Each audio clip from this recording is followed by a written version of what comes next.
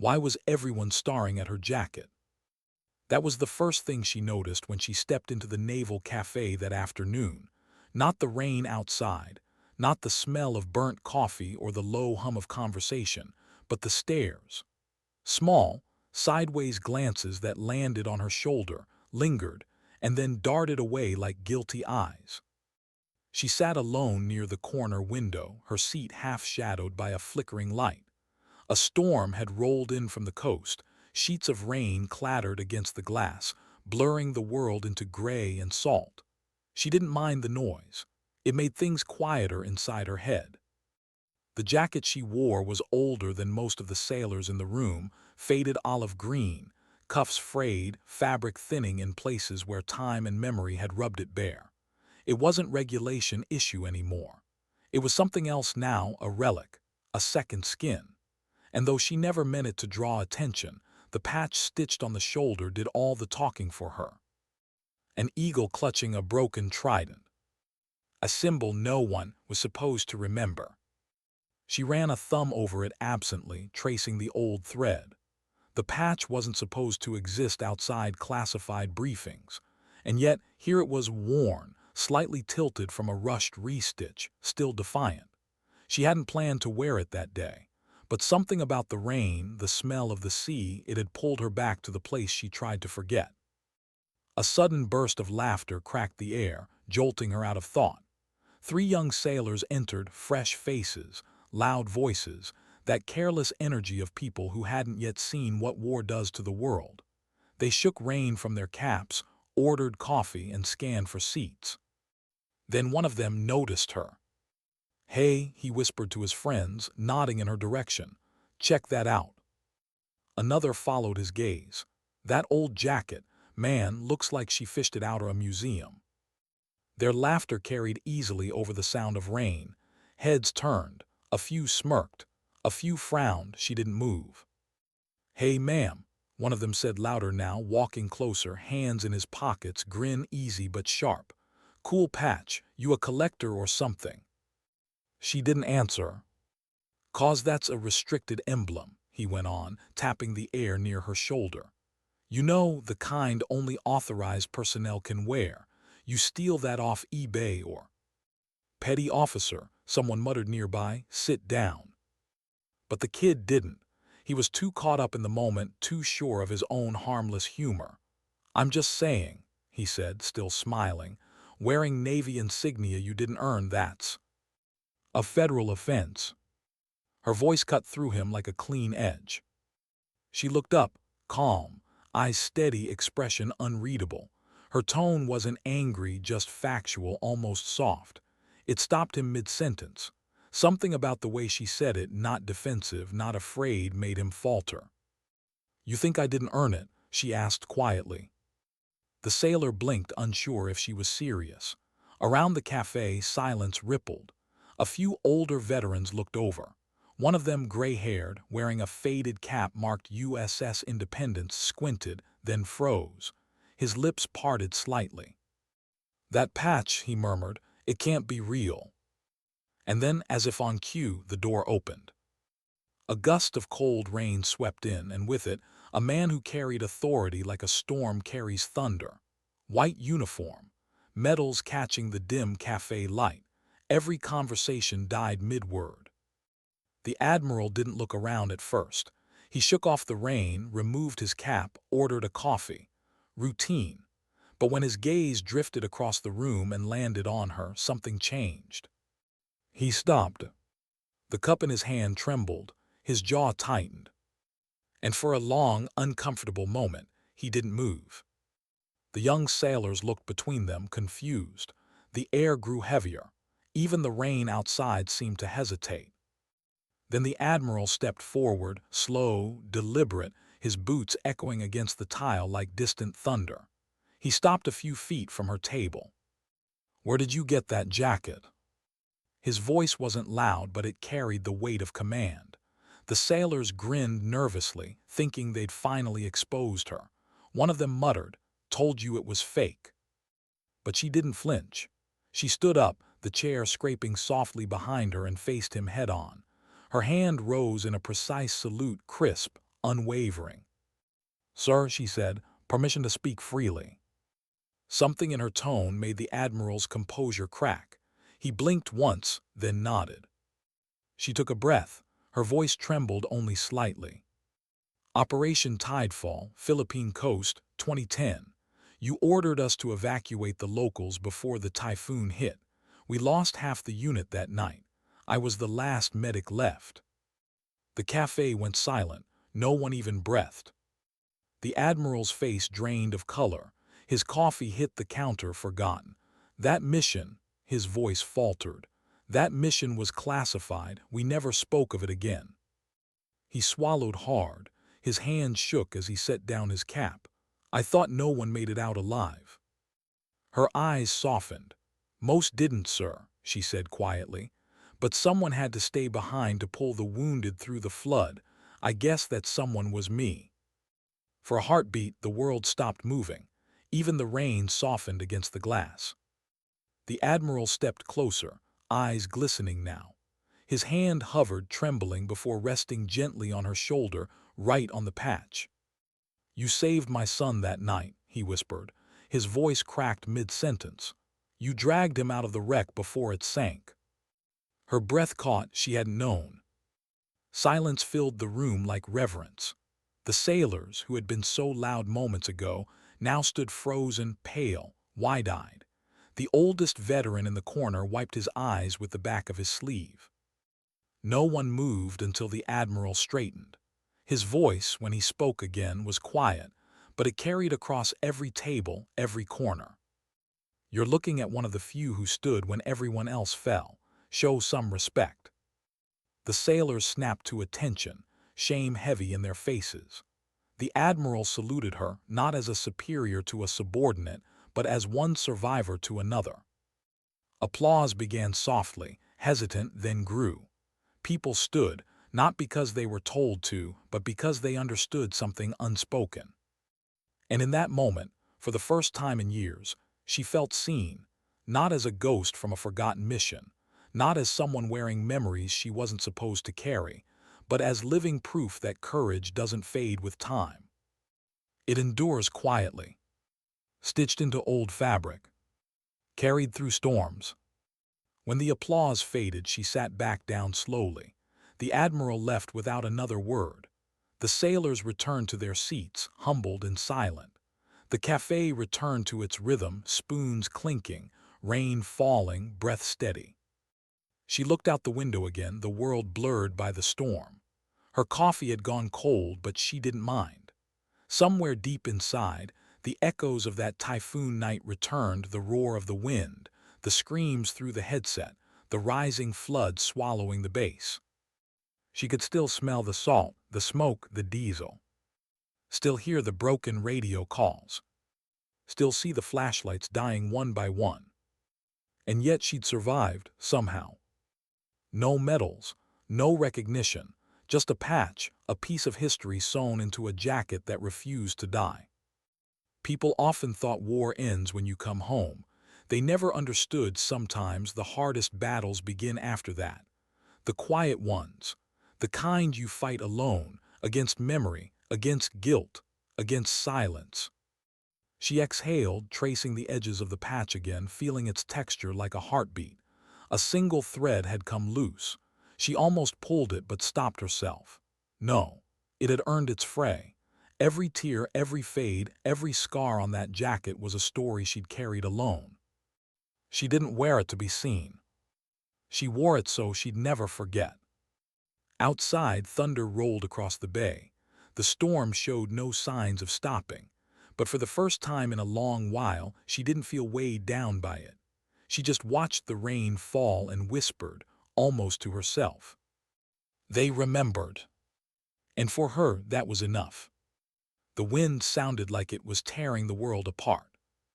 Long before the typhoon made landfall, you could feel it coming, in the tremor of the ground, in the uneasy silence between radio bursts, in the way every man and woman on that beach pretended not to be afraid.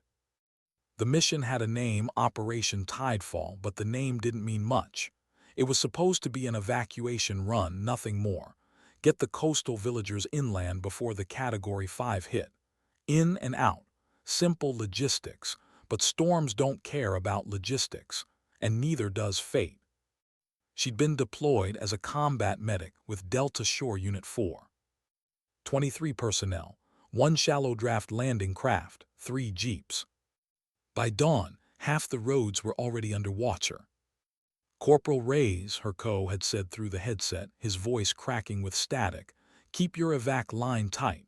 We lose comms, you move toward Beacon Hill. That's the fallback." "Yes, sir." She checked her medkit straps, adjusted her poncho hood. The rain came sideways, stinging like needles. Salt and mud mixed under her boots. The air already smelled of the ocean taking back what was hers. She remembered glancing at the locals, families clutching sacks, children barefoot in the flooding streets. She'd seen that look before, the quiet panic of people who know they can't outrun what's coming. And she remembered the boy, maybe 10 years old, handing her a soaked photograph of his parents. She slipped it into her vest pocket without thinking, a promise she'd never be able to keep. By midday, the wind was howling at 70 knots. Radios fizzed. The sea clawed at the pier like something alive. Then the call came through. Tidefall full retreat. Repeat full retreat. Typhoons shifting north. You've got 30 minutes before the wall surge hits. But they didn't have 30 minutes. They barely had 10. The first explosion wasn't from the storm. A fuel truck, overturned in the chaos, went up near the shoreline, scattering debris across the evac route. The shockwave slammed her against the wall of a hut. She tasted blood, saw stars. Then the sound rushed back in shouting metal wind. "Medic over here." She ran. Instinct, not thought. A corporal lay in the mud, shrapnel through his thigh. She patched, wrapped, stabilized, all under the roar of the wind that kept ripping the bandages from her hands. The sky had turned the color of bruised steel. Somewhere behind her, the co barked into the radio. "We're losing the north line. I need that medic on the evac boat now." She ignored it. There was another scream, a woman trapped under a collapsed jeep. The flood was waist-deep now, the current dragging everything toward the sea. She dove without thinking, wedging her shoulder beneath the metal, leveraging all her weight. A sergeant helped. Together they freed her. The woman clung to her arm. "My husband, he's still out there." "We'll find him," Reyes said. But the truth was, there was no out there left, just water and wind and pieces of what used to be the village. At 1600 hours, the surge came. A wall of black water, swallowing everything in front of it. The last thing she saw before it hit was the Admiral's son, Lieutenant Mason Carr, standing on the deck of the rescue craft, waving for the last evac group to board. Then the world disappeared. She remembered the impact, the sea punching the breath out of her. Cold, violent, endless. The current spun her end over end. She clawed upward, lungs burning, surface to chaos. Boats capsized, people screamed, lights flickered. The sky was gone, just a ceiling of water and thunder. "Mason," someone shouted. She didn't know who. She saw him for an instant hanging onto the railing as the craft tilted. Then it broke apart, pieces scattering like matchsticks. She swam, against the current, against fear, against logic. Her kit dragged her down, but she kept going. She reached him just as a wave tore the deck loose. His leg was pinned. She braced herself, grabbed the beam, pushed with everything she had. Pain shot up her arm, something tore in her shoulder, but the beam shifted. She pulled him free and dragged him toward a floating crate. "Hold on," she shouted, though the storm swallowed the words. He tried to speak but coughed seawater. She tied his arm to the crate with her belt, then kicked toward the faint lights of the hills. Every stroke felt heavier than the last. Her arms screamed. Her lungs begged for air. Then lightning. For one split second the world lit up, and she saw it, the patch on her sleeve, the eagle and trident glistening under rain, a ghost symbol in a living storm. Hours passed, or minutes, time had no shape. When she finally crawled onto the flooded hillside, she collapsed next to Mason. He wasn't breathing. Her hands shook as she started compressions, counting under her breath. Come on, don't you dare." She gave breath, pressed again, until he coughed and turned his head, choking seawater. Relief hit her so hard she almost cried, but there was no time.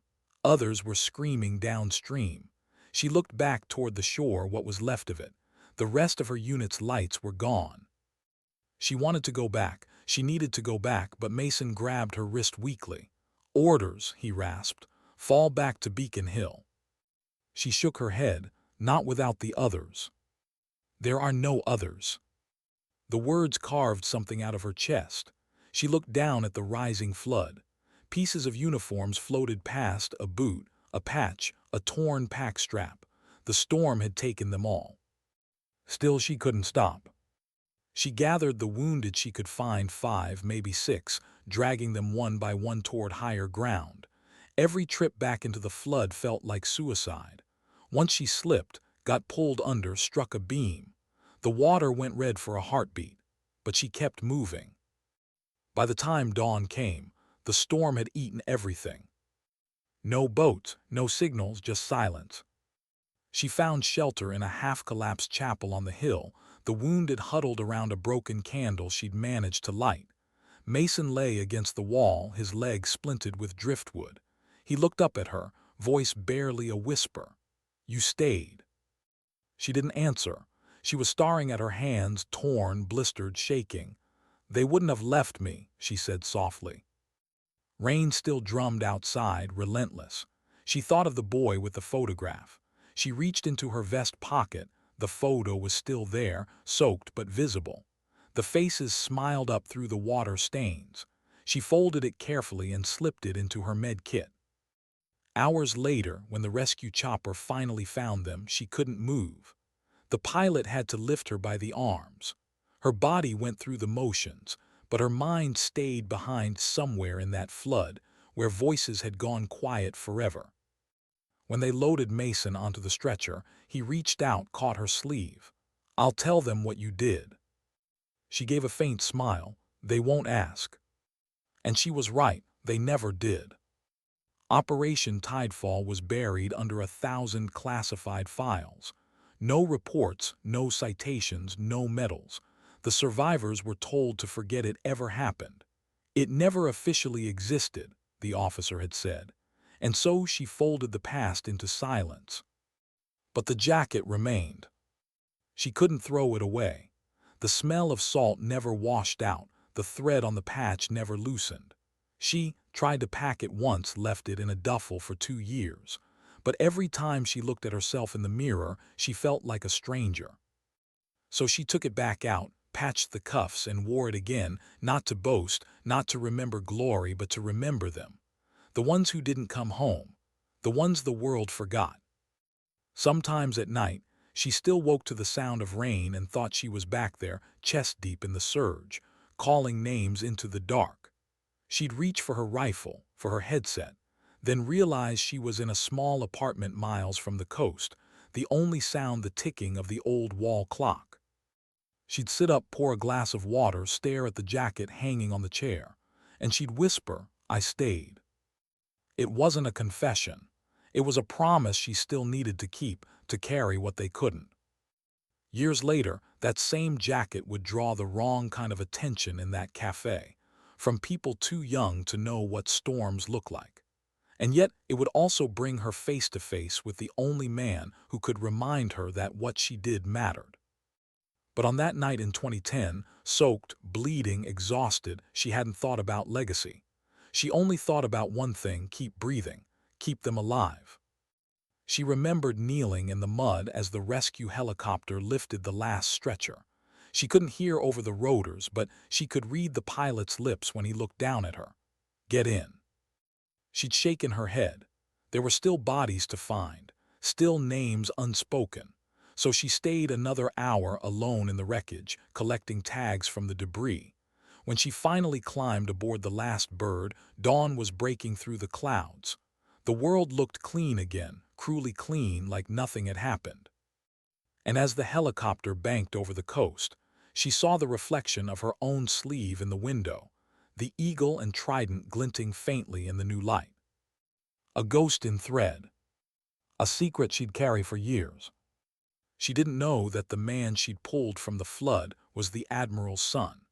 Didn't know that one day the same Admiral would walk into a cafe and recognize the impossible. All she knew was that storms pass, but they never really leave. And for some of us, they become home. She didn't expect him to come after her. When she left the cafe, the rain had already softened to a drizzle, leaving the streets slick and quiet. The storm had spent itself, but inside her, it was just beginning again. Every footstep echoed against the pavement like a heartbeat she didn't want to feel. She walked fast, head down, jacket collar pulled high. The night air was cold, clean, and heavy with the scent of salt. Norfolk always smelled like this after a storm, like the ocean breathing out. She used to find comfort in that. Not tonight. Her car was parked 2 blocks away, a dented gray pickup she'd kept running with her own hands. She reached it, leaned against the door, and just stopped. Her pulse hadn't slowed since she left that room. That applause, those faces, the way the Admiral's voice broke when he said, "You saved my son." It was too much, too sudden. She'd spent years building a life where no one asked questions. She liked it that way. The cafe had been her routine, one quiet place where she could sit among uniforms without being one of them. Now it was all shattered. She drew a shaky breath, rain trickling down from her hairline. She could still see the Admiral's hand, the tremor in it as he touched her shoulder, as though afraid she'd disappear.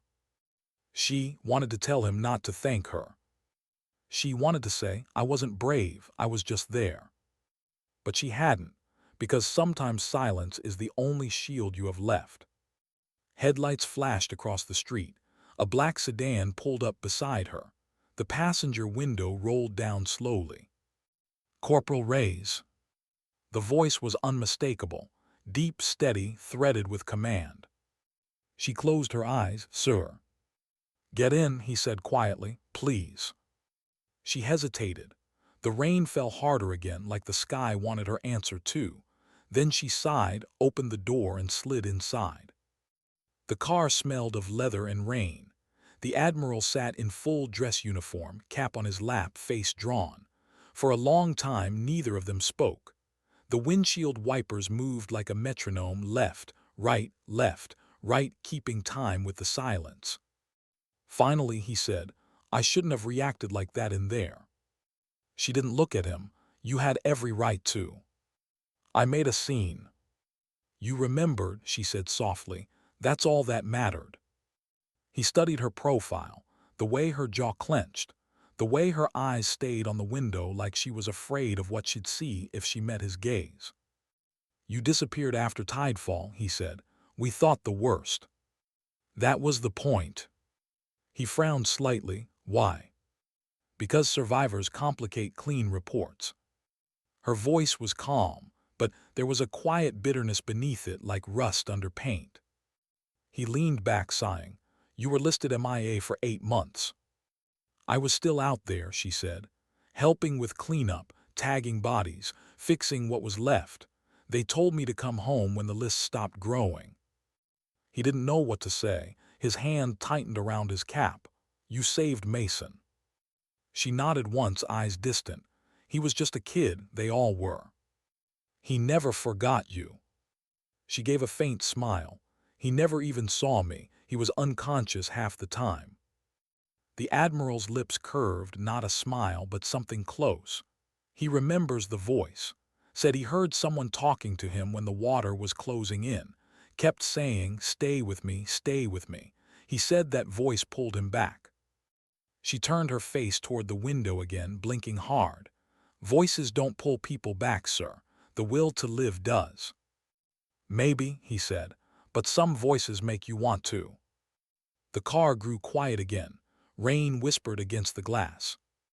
She wanted to tell him everything, how she'd tried to rejoin, how her shoulder injury kept her out, how she'd bounced from one civilian job to another, never staying long enough to unpack the box of medals she kept hidden in her closet.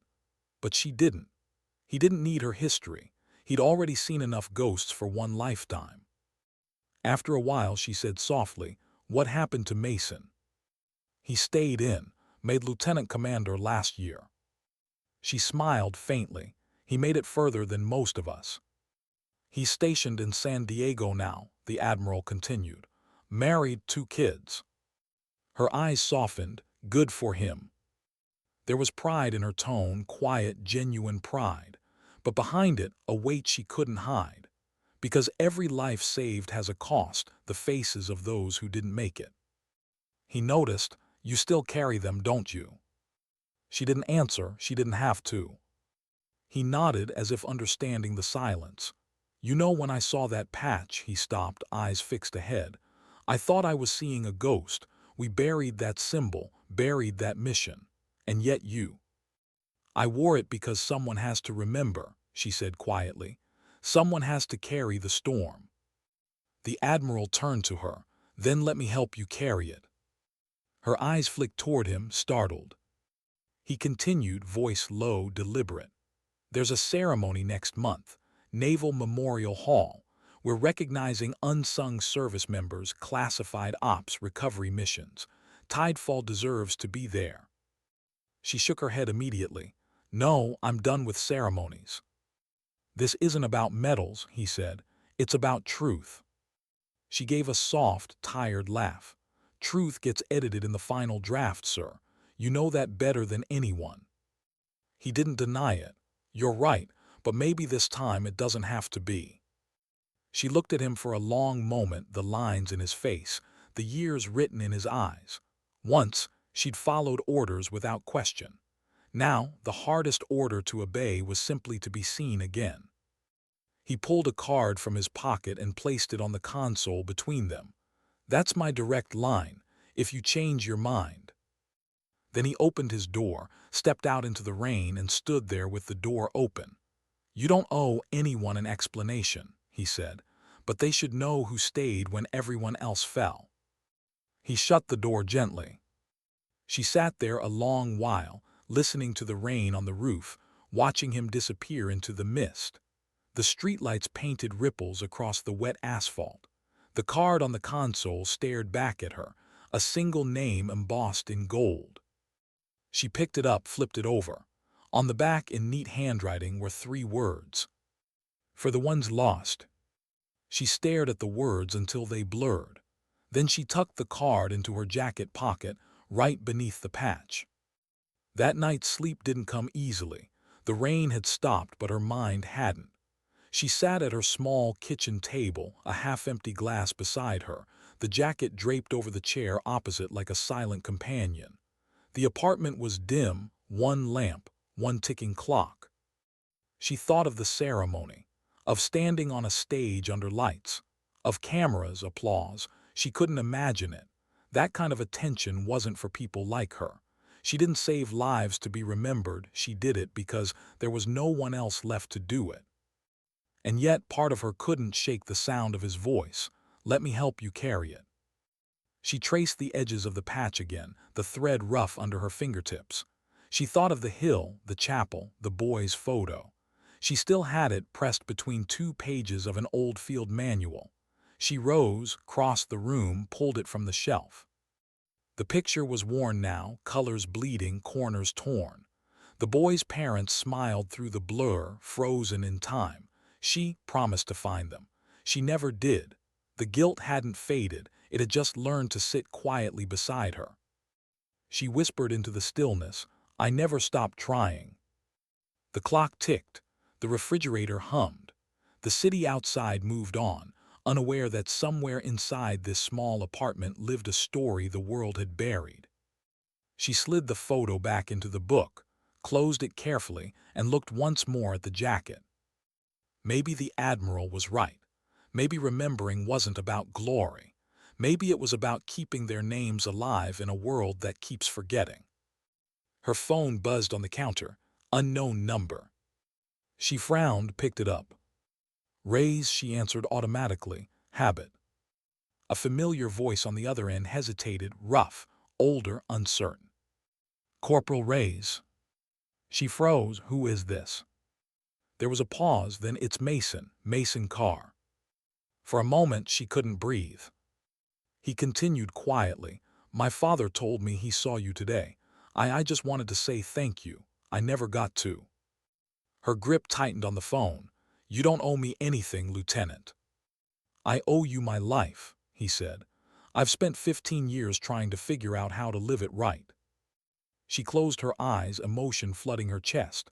"Then live it, that's enough." He hesitated. "There's more. Dad's putting together something for Tidefall.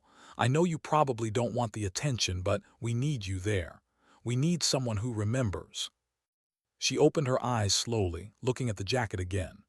The patch caught the faint light, the eagle's wings frayed but unbroken. "I'll think about it," she whispered. "Please do," he said softly. "Some of them had families who never got closure. You're the last one who can tell their story." After the call ended, she stood there for a long time, phone still in her hand. The rain had stopped completely now. Outside, the street lamps glowed warm on the pavement. She realized something. For the first time in years, she didn't feel alone with the memory. The weight hadn't lifted, but it had shifted just enough to breathe. She looked at the jacket again. The patch seemed to move slightly under the lamp glow, like the eagle still had one more flight left in it. And maybe she thought so did she. She told herself she wasn't going. She said it every morning for 3 weeks. Each time the thought returned, the invitation card sitting untouched on her kitchen table, she'd push it away. "I've done my part," she'd whisper. "Let the past stay buried." But the past never stayed buried. It just waited, patient, quiet, until she ran out of excuses. The ceremony was set for the 21st of May, Naval Memorial Hall, Washington, D.C. A place she'd avoided for 15 years. The morning of the event, she woke before dawn. The city outside her apartment was still dark, just the hum of distant traffic and the low cry of gulls. She made coffee, stared out the window, and told herself she'd go just to watch from a distance, sit in the back unseen, a shadow among uniforms. Then her eyes drifted to the jacket hanging by the door. The patch caught the gray light of early morning. It felt as if the eagle was watching her back. "Fine," she muttered, "just this once." The flight to D.C. was quiet. She kept her head down, baseball cap pulled low. When the plane touched down, a pang of nerves rippled through her chest. She hadn't worn her medals, just the jacket. Outside the terminal, she spotted a familiar face, Mason Carr, now older, the faint beginnings of gray at his temples. He smiled as soon as he saw her, like the years between them dissolved in an instant. "Corporal Reyes," he greeted, voice warm. "I wasn't sure you'd come." "Neither was I," she said, "and it's just Reyes now." He laughed softly. "Right, still doesn't sound right without the rank." She studied him, the calm composure, the steady eyes that once belonged to a young man gasping for breath in a flood. He built a life, a family. She could see it in the small wedding band glinting on his finger. "You look good, Mason." "So do you," he said, but his voice carried something heavier, a respect that words couldn't quite hold. They stood there for a moment, the hum of traffic around them, both unsure how to fill the silence. Finally, she said, "Your father expecting me." He nodded. "He's running the program, wanted to make sure you had a seat reserved. Front row if you're comfortable." She gave a short laugh. "I'm comfortable in the back, always have been." He smiled. "That tracks." The memorial hall rose from the ground like a fortress made of glass and light. Flags lined the steps, and through the grand entrance she could see rows of chairs, polished brass, and the faces of men and women in dress blues. Cameras flashed. A string quartet played something soft, almost sorrowful. As they entered, heads turned. A few people recognized the Admiral's son. Fewer recognized the woman beside him. But some, the older ones, those who had served long enough to know what the word tidefall used to whisper, paused mid-conversation. She felt their eyes but didn't shrink. The jacket hung heavy on her shoulders, but this time she didn't hide it. The Admiral found them near the entrance. He looked older than she remembered, thinner, slower, but his eyes still carried that same quiet power. When he saw her, he didn't speak at first. He just nodded once deeply, as if words weren't strong enough. "Glad you came," he said finally. She returned the nod. Couldn't stay away forever. He motioned toward the front rows.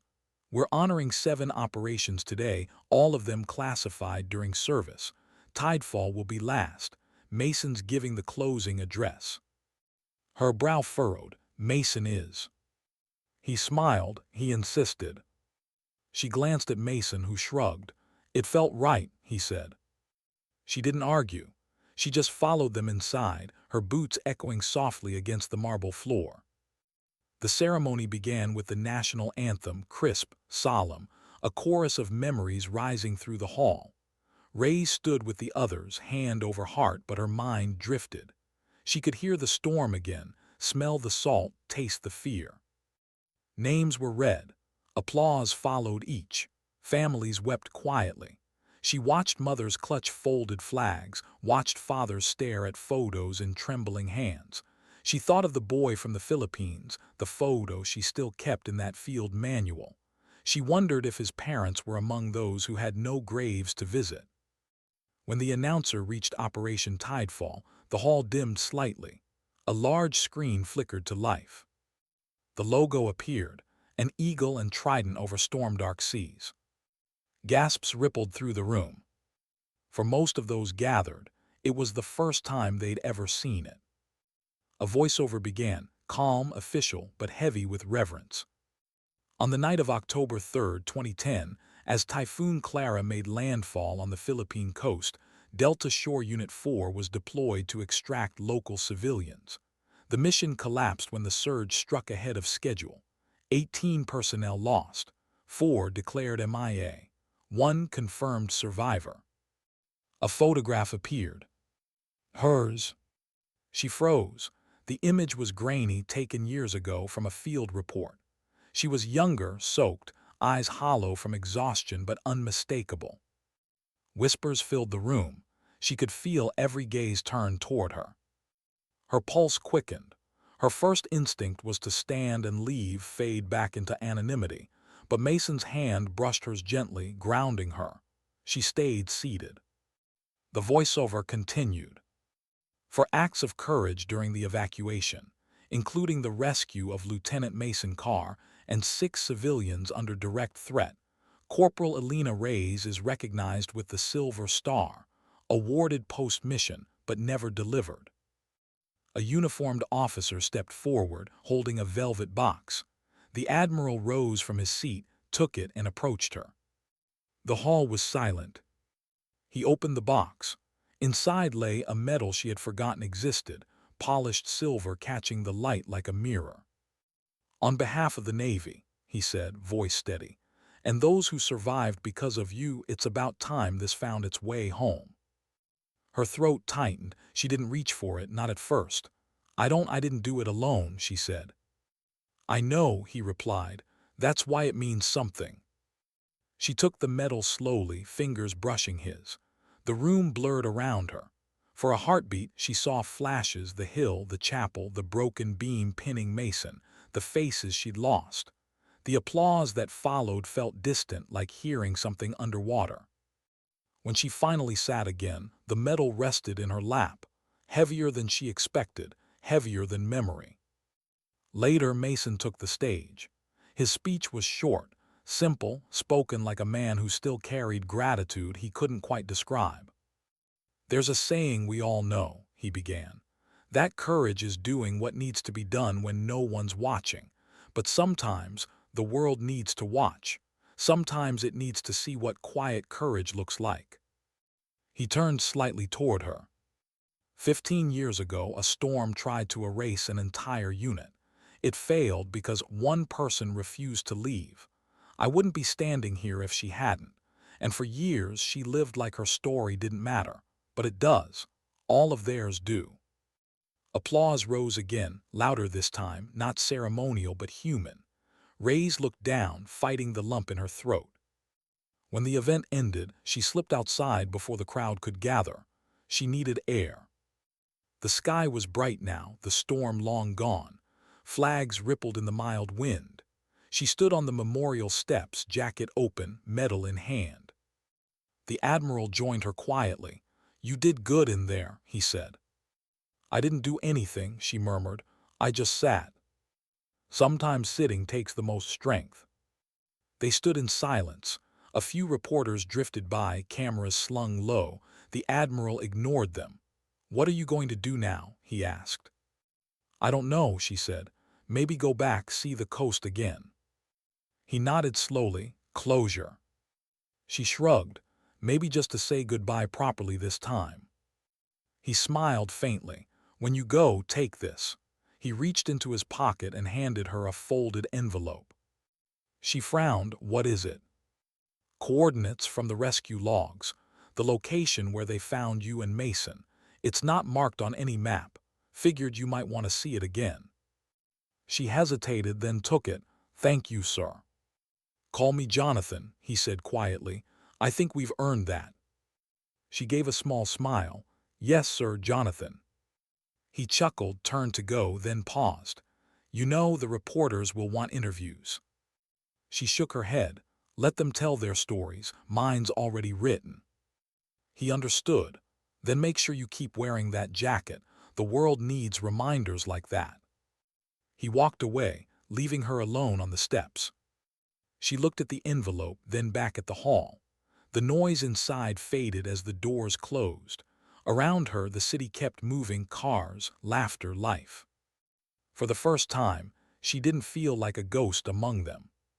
She slipped the medal into her pocket beside the card that said "For the ones lost," and whispered, "They finally know." The wind carried her words away, light and easy, like a burden setting itself down. The wind smelled the same. Salt earth, rain that hadn't yet fallen. 15 years and nothing had changed, not really. The coastline still curved like a broken arm. The hills were greener now, the villages rebuilt, but beneath it all she could still feel the ghost of the storm. The silence carried an echo of screams that only she could hear.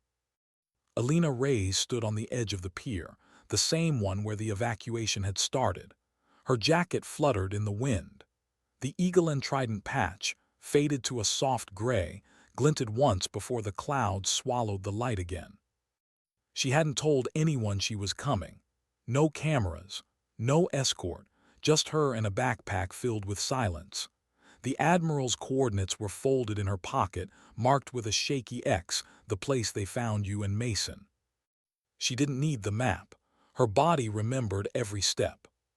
She took off her cap, let the sea breeze tangle her hair. Somewhere behind her, life moved on, children running, fishermen shouting in Tagalog, waves lapping against the shore.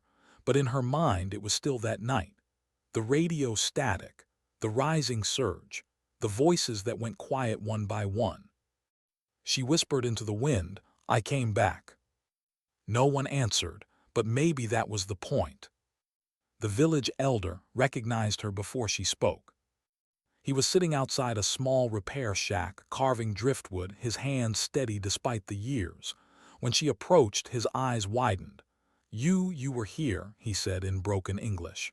"The medic from the storm." She nodded gently, "Yes." He smiled, toothless but kind. "We remember you. You helped my brother's family." The words struck her deeper than she expected. "They made it." He nodded, "Because of you." Her throat tightened. She hadn't known. The chaos that night blurred everything, names, faces, time. She had always believed most of them were gone. The old man gestured to a wooden bench. "Sit, please. You come to visit the memorial." "Memorial," she repeated softly. He pointed toward the cliff road, Beacon Hill, the same fallback point they'd been ordered to reach 15 years ago. "After the storm, we built something there, for your team." She swallowed hard. For us. He nodded again. For those who did not return. She thanked him quietly and started up the path. The road was narrow, winding, half swallowed by the jungle but familiar. She could almost hear the crunch of boots behind her, voices she'd memorized, laughter that had once filled the calms. Halfway up, she stopped. The sound of the surf below reminded her of the rescue, of Mason's pale face as he drifted in and out of consciousness. She touched her shoulder instinctively, where the torn ligament still ached when it rained. She smiled faintly. "You'd better be living well, kid," she whispered to no one. The memorial was small, just a ring of white stones overlooking the sea, a plaque mounted on driftwood. The brass had tarnished with salt, but the engraving was still legible. Operation TIDFLL. To those who stayed behind. The sea took much, but not their courage. Below it 21 names, some she recognized instantly, some she'd never known beyond their call signs. Her own wasn't there, and she liked it that way. She traced each name slowly, lips moving in silence. Then she stopped at one, Sergeant A. Vega. He was the one who'd helped her lift the jeep that trapped the woman. She could still see his face, soaked, shouting over the wind, "Move, you pull, I'll push." He never made it back. Her chest tightened, a dull ache spreading outward like the tide itself. She sank to her knees in the damp grass. The wind tugged at her jacket, and for a moment she closed her eyes. "You're not forgotten," she whispered. "None of you." The storm below rolled in slow waves, calmer now, as if listening. She stayed for hours. Long after sunset, the sky turned purple and the first stars began to pierce through the clouds. She lit a small candle, a habit from her field days, and placed it beside the plaque. The flame wavered in the wind but didn't go out. She took out the photo, the boy's photograph, 15 years folded between its creases. The colors were gone now, only outlines of faces remained. She set it next to the candle. "You made it," she murmured. "Someone told me. Your family survived." She exhaled, slow and deep. The sound turned into a small, broken laugh, part joy, part disbelief. She hadn't realized until now how heavy that promise had been. To finally keep it, even by accident, felt like breathing for the first time. Footsteps behind her. She turned, hand instinctively brushing her hip where her sidearm used to hang. But it wasn't danger, just a local guide, a young man holding a lantern. "Ma'am," he said politely, "the village sends food, you must be hungry." She smiled, "Thank you, but I'm fine." He hesitated, then added, "They say storm coming again tomorrow. Not big, but still. You stay night in village safe." She looked back at the sea, gray and endless. "Maybe that's fitting," she said softly. "One more storm." The young man didn't understand, but he smiled anyway. "Good night, ma'am." When he left, she remained by the candle, watching its flame flicker against the darkness. That night the rain returned. She found shelter in the same half-ruined chapel on the hill, or what was left of it. The roof was gone, the walls covered in vines, but she recognized the altar. She'd carried Mason here once, laid him right there under a tarp while she worked on the wounded. The echo of her own voice still seemed to linger in the air. She sat in the corner, lit a second candle, and pulled out her canteen. The storm outside rattled the tin roof remnant, thunder rolling across the valley. It should have frightened her. Instead, it calmed her. Storms were honest, loud, merciless, real. You didn't have to guess what they meant. She leaned back, jacket pulled tight, and let her mind drift. In the flickering light, the candle flame reflected in her metal. She'd brought it with her, though she hadn't meant to. It had slipped into her bag when she wasn't looking, as if it wanted to come home too. She placed it on the altar beside the candle. "Not for me," she whispered, "for all of you." Rain whispered through the cracks. She closed her eyes. Sometime past midnight, thunder woke her. For a moment she didn't know where she was.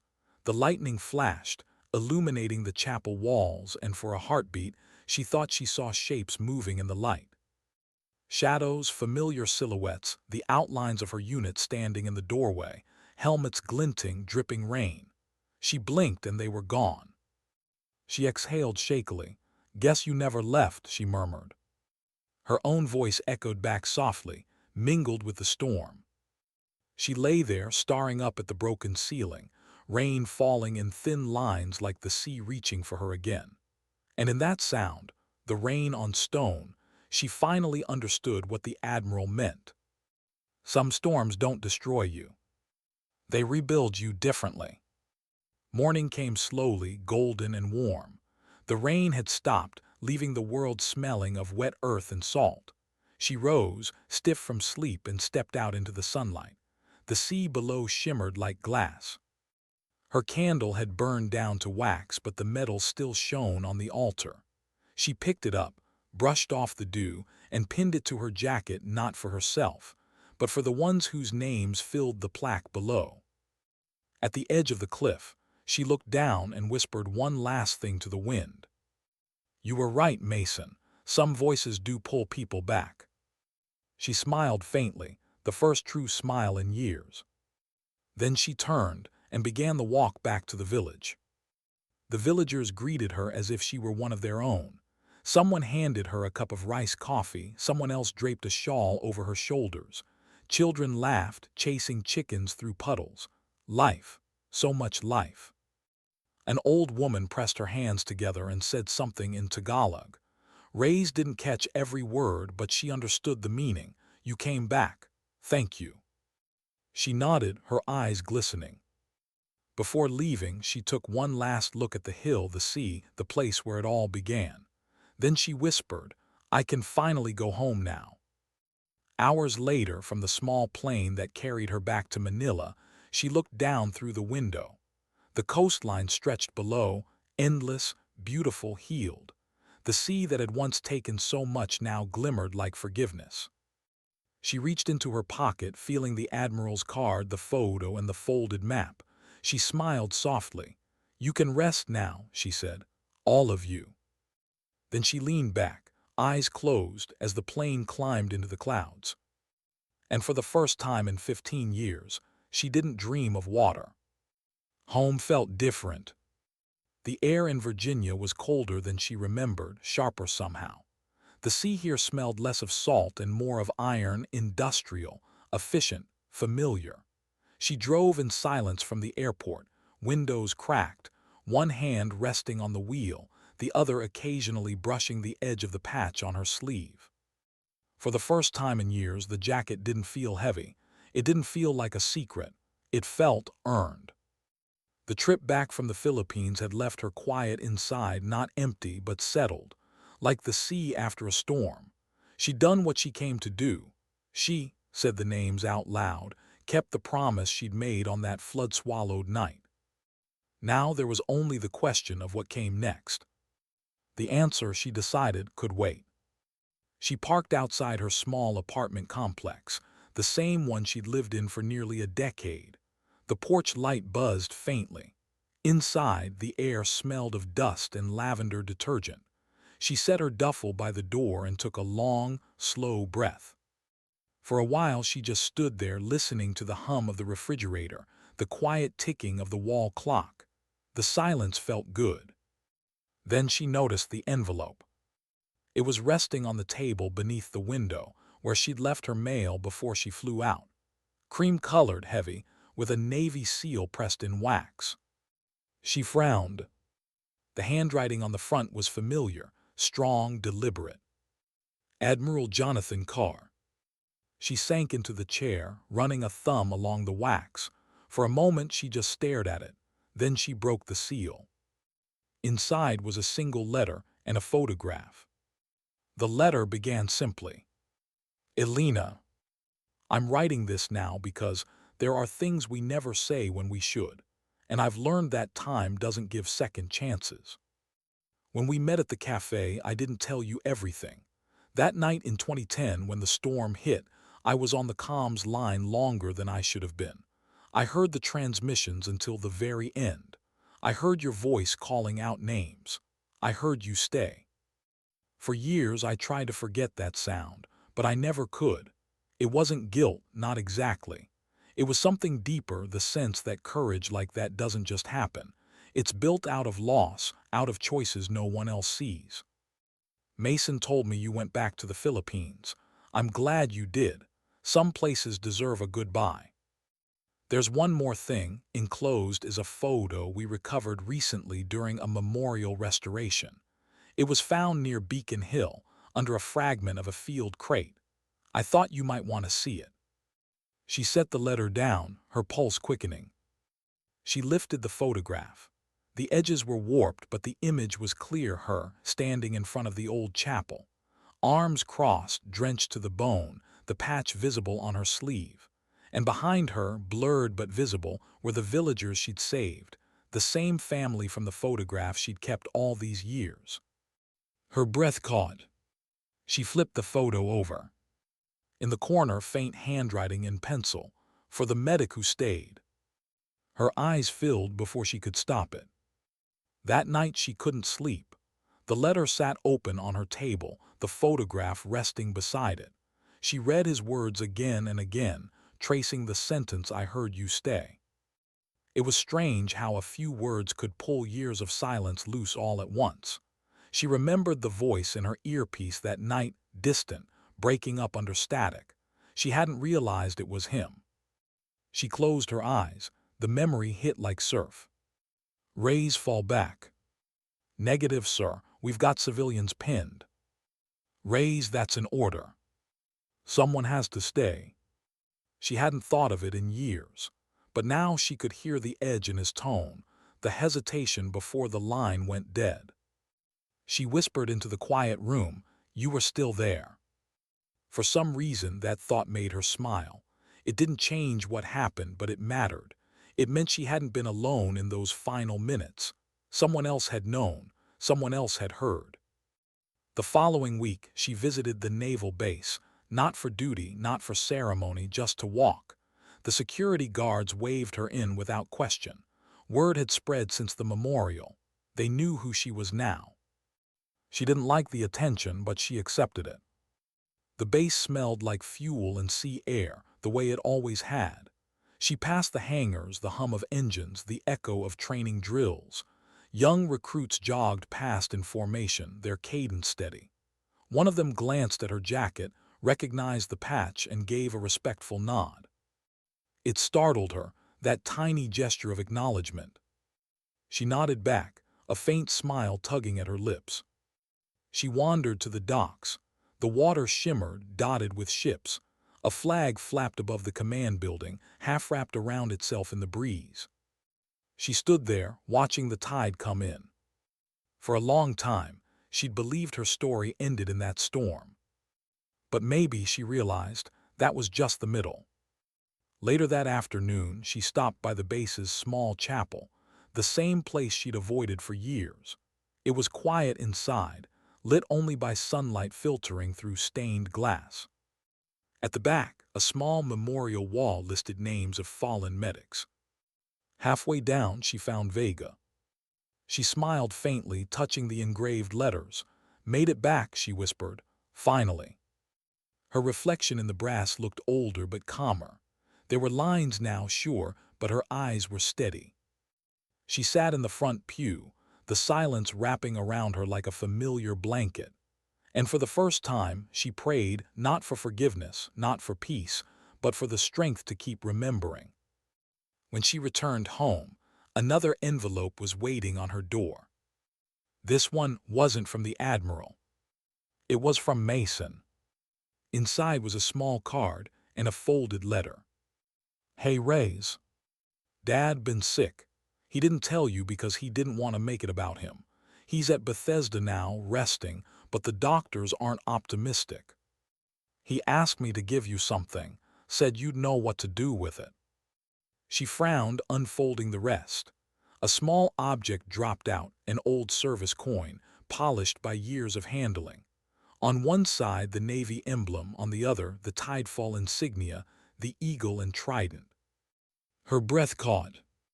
The Admiral had kept it all these years. At the bottom of the note, Mason had written, He said it belonged to the medic who stayed. She sat there for a long while, the coin resting in her palm. It was warm from the sunlight streaming through the window. She turned it over and over, feeling the weight, the smoothness of the metal worn down by memory. And then she made a decision. 2 days later, she stood in the hospital corridor, the air thick with antiseptic and quiet beeping machines. She wasn't in uniform, but she wore the jacket, always the jacket. The nurse pointed her toward room 304. She knocked gently before entering. The Admiral was awake, propped against his pillow, the steady rhythm of a heart monitor filling the silence. He looked smaller than before, thinner, paler, but when he saw her, he smiled faintly. "Figured you'd ignore the invite," he said. "I tried," she said, stepping closer. "Didn't take." He chuckled weakly, still stubborn. She pulled a chair to his bedside. "You gave me your coin." He nodded, didn't feel right keeping it anymore. "You earned it." "So did you." They sat in silence for a while. The machines beeped steadily, counting time neither of them wanted to acknowledge. After a while, he said quietly, "I used to think command meant control. Turns out it just means carrying everyone you couldn't save." She looked at him, understanding in her eyes. "You carried them well, sir." He smiled faintly. "Not as well as you." His hand trembled slightly as he reached for hers. She let him take it. "You know," he whispered, "Mason told me you went back, said you finally saw the memorial." "I did." "Good," he murmured. "They deserve to be seen again." He paused, eyes unfocused for a moment, then looked at her again. "Elena, you stayed when the world was ending. Don't make the mistake of staying out of it now that it's finally worth living." Her throat tightened. "What do you mean?" "Don't disappear again," he said softly. "You have more storms to calm than you think." She didn't promise, but she didn't argue either. When she left the room, the coin was still in her pocket, warm from his touch. That night, sitting at her kitchen table, she stared at it again. Outside, the rain began to fall, soft, rhythmic, familiar. She picked up the coin, held it to the light. The reflection of the eagle shimmered across her fingers. And in that quiet glow, she heard his voice again. "Don't disappear." She smiled, a slow, quiet smile that reached her eyes. Maybe it was time to stop hiding behind the storm. Maybe it was time to teach others how to survive one.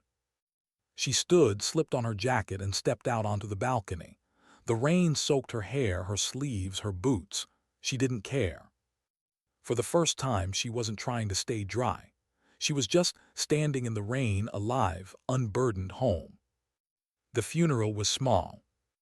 Just family, a handful of officers, and a few faces who had once served under him. The flag on the casket barely stirred in the wind, even though the sea was only a mile away. Ray stood at the back, hands clasped behind her, eyes fixed on the horizon. She hadn't wanted to sit with the others. She didn't belong to the family, she belonged to the ghosts. Mason gave the eulogy. He spoke softly, voice steady but heavy with grief. "My father believed in storms," he said. "He used to tell me that leadership isn't about giving orders. It's about standing in the middle of chaos and refusing to move until everyone else is safe." He lived that way, and he taught others to do the same. But there was one person who showed him what that truly meant. She's here today, though she'd never asked to be recognized. His eyes found her in the back row. For a moment the crowd turned to look. Ray's didn't move, didn't nod, didn't flinch. She just looked back at him, calm, unreadable, but her eyes said everything. "Thank you. Stop there." He smiled faintly, understanding. "My father once told me the bravest thing a soldier can do isn't to fight, it's to come home. Some storms follow you forever, but courage means walking back into life anyway."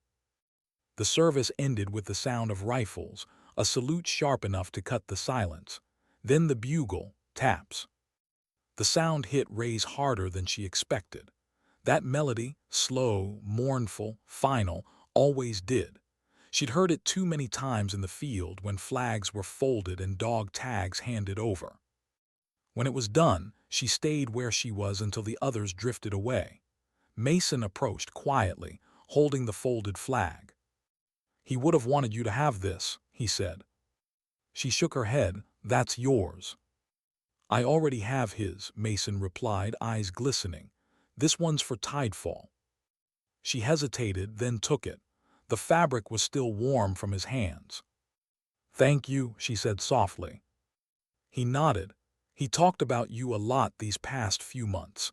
Said you reminded him why he joined in the first place." She smiled faintly. "He reminded me why I stayed." Weeks passed. The world kept turning. Reyes went back to work, not as a medic this time, but as a civilian instructor at a naval training center outside Norfolk. It was Mason's idea. "Come talk to the new recruits," he'd said. "Teach them what books can't." She laughed at first. "You think anyone wants to hear war stories from a fossil like me?" He'd smiled. "They need someone who's seen the storm and lived through it, someone who knows that bravery isn't loud." She agreed reluctantly, convinced it would be temporary. It was. The first day, she walked into the classroom wearing her old jacket. A dozen young recruits turned to look, curiosity flickering in their faces. Some recognized the patch. Most didn't. She set her bag on the desk, folded her arms, and waited until the room fell quiet. "All right," she said. "You've read the manuals, you've done the drills, but out there none of it will go how you planned. So let's start with this. When everything falls apart, what keeps you moving?" A few mumbled answers: training, discipline, orders. She shook her head.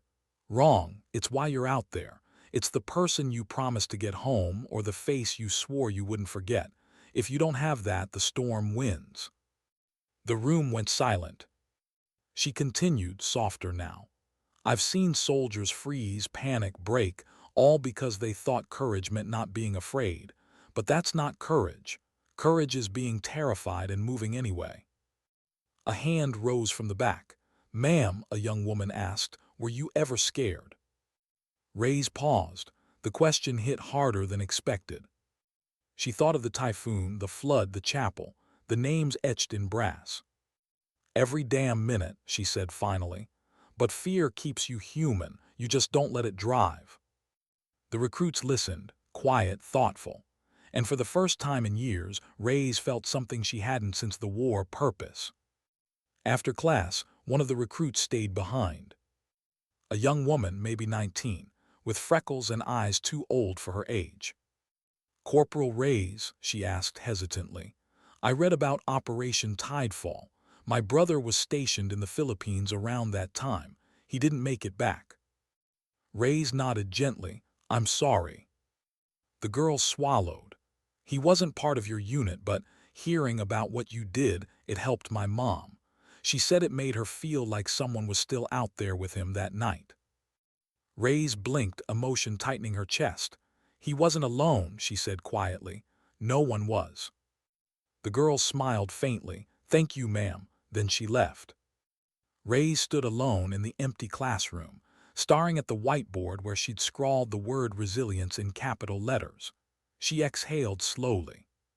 She hadn't realized until that moment that teaching wasn't just helping them, it was helping her. Every story she told, every piece of advice she gave, chipped away at the wall she'd built around herself. She was still the medic who stayed, but now, finally, she was also someone who returned. That evening, she visited the docks again. The sunset bled orange across the water, ships outlined in silhouette. She leaned against the railing, sipping coffee from a paper cup, jacket collar turned up against the wind. Mason joined her a few minutes later. He was in uniform, the gold of his insignia catching the last light. "Still hate the spotlight," he teased. "Always," she said, "but the kids listen." "They should. You've got more to teach than any manual." She looked at him, smirking. "Careful, or I'll start believing that." He chuckled. Then after a pause he said, "Dad would have been proud." She stared at the horizon, voice soft. He already was. They stood in silence for a while, watching the tide roll in.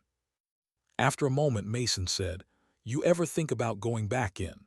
Not full-time, maybe counseling, veteran outreach, something like that." She shook her head. "I think I've had my wars." He nodded, fair. But as he walked away, his words lingered. She watched his figure fade into the glow of the base lights and thought about it. Counseling, outreach, the kind of work that doesn't require a rifle, just heart. Maybe, she thought, that's the kind of mission worth staying for. A week later, she got a call from the Naval Memorial Foundation. They were organizing an exhibit, Quiet Valor, Unsung Heroes of the Modern Navy. Someone had nominated her story. At first she declined. Then she remembered what the Admiral said, "Don't disappear again." So she agreed on one condition. No speeches, no spotlight, just a display, her jacket, her patch, the story behind it. When the exhibit opened, she walked through the hall after hours. The room was dimly lit, each display glowing softly under glass. There it was, her jacket carefully mounted, the faded patch visible even in the low light. Next to it, a small plaque. Corporal Elena Reyes. Operation Tidefall, 2010. Courage doesn't shout, it stays. She stood there for a long time, hands in her pockets, staring at the fabric that had once carried her through storms and silence. Then she noticed something she hadn't expected at the bottom of the display, a quote engraved into the metal frame. "For the medic who stayed, Admiral Jonathan Carr." Her throat tightened, she smiled through it. "You sneaky old man," she whispered. A voice behind her said, "Fitting words." It was the young recruit, the same girl who'd spoken about her brother. She was in uniform now, crisp and new. "Didn't expect to see you here," Ray said. The girl shrugged. "We were told to study the exhibit. They didn't say we'd meet the legend herself." Ray's chuckled. "I'm no legend, kid, just someone who got wet and didn't drown." The girl smiled. "Still counts." They stood side by side, looking at the jacket. The girl said softly, "My brother would have liked you." Ray's didn't answer. She didn't need to. The silence between them said enough. When the girl left, Ray's lingered a bit longer. The museum lights dimmed, closing time approaching. Before she walked out, she reached up and touched the glass gently. "Stay brave," she whispered, not to herself, not to the jacket, but to every soul that had ever stayed behind when the storm hit. That night she didn't dream of the typhoon. She dreamed of calm seas, of laughter echoing through barracks, of the smell of coffee in a crowded cafe. And when she woke, the world felt lighter, not because the memories were gone, but because they'd finally found a place to rest. The classroom was quiet. Morning light spilled through the high windows, catching the dust in the air like drifting embers. The recruits were early that day, unusually early, seated in rows, notebooks open, eyes fixed on the front. Ray stood at the desk, jacket draped over the chair behind her, a cup of black coffee cooling beside her notes. She could still hear the gulls outside, the faint hum of drills from the training yard. "Today," she said finally, "we're not talking about tactics or survival." A ripple of confusion moved through the room. "We're talking about memory." One of the recruits, the young woman with the freckles, leaned forward. "Memory, ma'am." Ray's nodded. "Yeah, the one thing the uniform can't teach you." She walked slowly across the room, her boots making soft, deliberate sounds against the tile. "Here's the truth. The day will come when you won't hear orders anymore, when the comms go silent and all you've got left are the voices in your head, the ones asking if you did enough. That's when memory becomes your compass." She stopped, facing them. "It's not medals that keep you standing. It's names, faces, promises." The recruit said nothing. The silence was full, respectful. She glanced toward the jacket on the chair. "You've all seen that patch. Some of you know the story. Most of you don't need to, But I'll tell you this, every thread in that fabric was paid for in something I can't get back. And yet I wear it anyway, not for pride, for reminder." She let that settle, then she smiled faintly. "All right, enough philosophy, let's get to work." The room exhaled as she shifted tone. But even as they opened their notebooks, the words hung in the air like a flag that refused to fall. Later that afternoon, she walked the perimeter of the training field. The sky was bright, the wind cool, the kind of day that made the world seem forgiving. She'd been at the center for 6 months now. The students called her Doc, even though she hadn't patched a wound in years. She liked it more than she expected. Sometimes after lessons, a few of them would stay behind, asking about her missions. She never gave them the full story, just fragments, a lesson hidden in every answer. One afternoon, one of the newer recruits asked, "Doc, why'd you come back, after everything?" She smiled at the question. It was the same one she'd asked herself 1,000 times. "Because," she said, "you can't spend forever living in the storm. At some point, you have to teach others how to walk through it." That evening, she drove to the shore. The tide was low, the wind soft. The same horizon that had once swallowed her unit now spread calm and endless before her. She parked near the rocks and walked barefoot into the shallows, the cold water wrapping her ankles. In her hand, she held the Admiral's coin, the eagle and trident emblem gleaming in the dying light. She turned it over one last time, tracing the grooves. "Thank you," she whispered, though she didn't know if she was speaking to him, to them, or to the sea itself. Maybe all three. She knelt, pressed the coin into the wet sand, and let the tide take it. The water curled around it, then carried it away. No speeches, no witnesses, just the ocean, vast, ancient, unjudging. She stood there a while longer, watching the waves erase her footprints.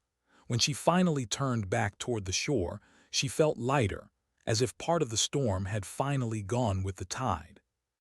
Back home, the apartment was the same, quiet, small, filled with ghosts she no longer feared. On her table sat a new stack of letters.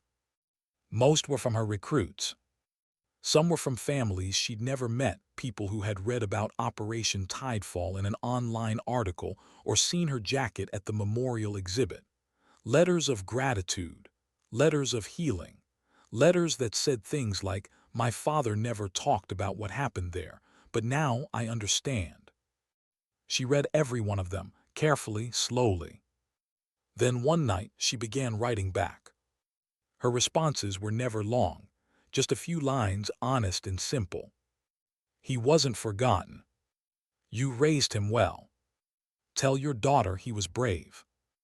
Each letter she sent felt like closing another open wound, not just theirs, but hers.